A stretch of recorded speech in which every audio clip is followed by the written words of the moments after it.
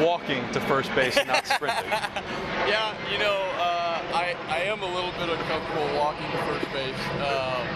I don't know. My dad has always taught me to play the game hard, and so I just always would hustle to first base. It started as, you know, just playing the game hard, and when you're a kid, you never know if the ball is going to get by the catcher either. So you always run to first base in order to try and, you know, like in case the ball gets by him, maybe you can take second base, especially with speed. But, you know, I really get really excited to get to first base. Winning an at-bat is something that's really exciting for me.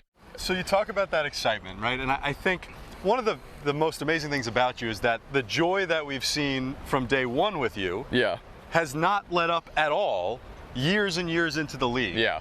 Why is that? Why have you been able to maintain, when so many people, they come up as one person and for whatever reason, maybe they take it for granted, get a little jaded. Why does that not change with you? You can get that way in the big leagues. Don't get me wrong. It either one, the atmosphere can change you, how you're treated can change you.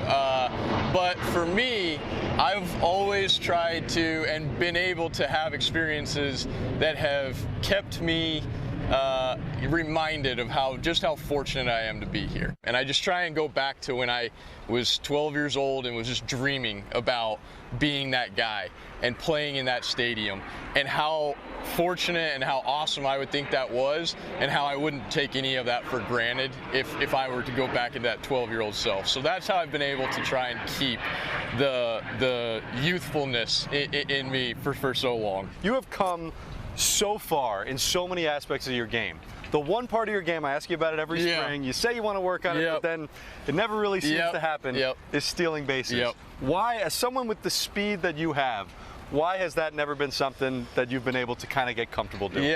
I can get better at it, but I prioritize, you know what, if I'm on base for these guys, I would rather take my chance of me scoring from first and getting home on a double, and all these guys that hit behind me have that opportunity, than, you know, for me to get thrown out, you know, 50% of the time. Really, every other aspect of your game has come such a long way from the time you were drafted, from the time even you got up to the big leagues.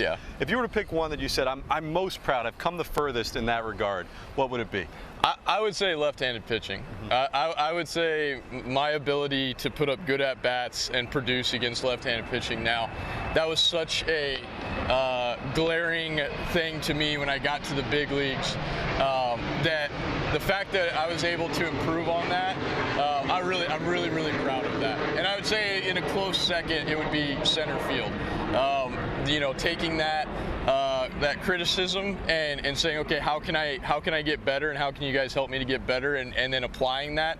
All right, so we're at home plate, the slowest home run trot of your career. I want to finish with one quick question, though, just team-wise.